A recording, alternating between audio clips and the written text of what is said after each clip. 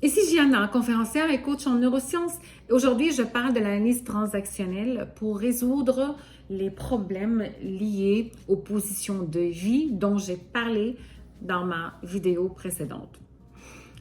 L'analyse transactionnelle, en fait, implique une réflexion profonde sur vos croyances, sur vos attitudes fondamentales pour résoudre votre problème, votre position de vie. Alors, est-ce que vous vous situez dans quelle position?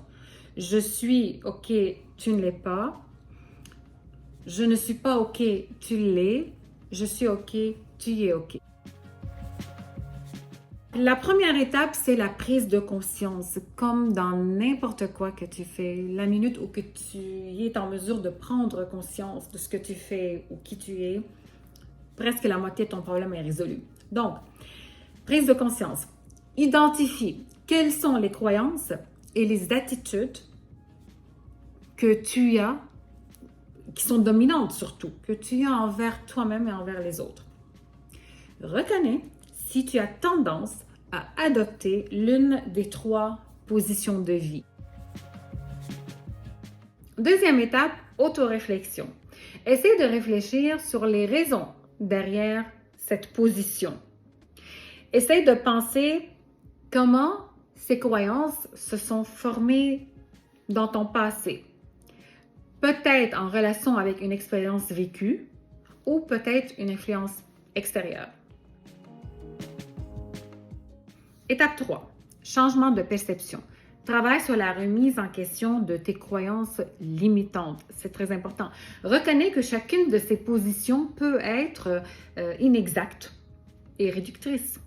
Donc, développe une perspective plus nuancée et plus équilibrée envers toi-même, envers les autres.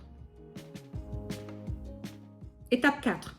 La communication consciente. Essaye d'adopter le concept de l'analyse transactionnelle dans tes communications. C'est-à-dire, pendant que tu es en communication avec quelqu'un, essaye d'observer tes réactions et les réactions des autres. Identifie les jeux psychologiques, les scénarios qui révèlent tes positions de vie. Étape 5. Développement personnel. Utilise des techniques de développement personnel pour renforcer ton estime de toi, ta confiance en toi et surtout l'empathie envers les autres. La thérapie, la méditation, la visualisation, ce sont toutes des techniques qui peuvent t'aider à reprogrammer tes schémas de pensée. La 6e et la dernière étape, c'est la thérapie professionnelle. Pourquoi pas? Si tu trouves que tu ne réussis pas vraiment à travailler seul sur ces 3 positions de vie, envisage de consulter une thérapeute spécialisée dans l'analyse transactionnelle. Un professionnel de la santé peut t'aider à explorer en profondeur tes croyances limitantes et à travailler avec des stratégies pour les changer. Finalement, se remettre en question et changer des positions de vie profondément enracinées peut prendre du temps et des efforts constants.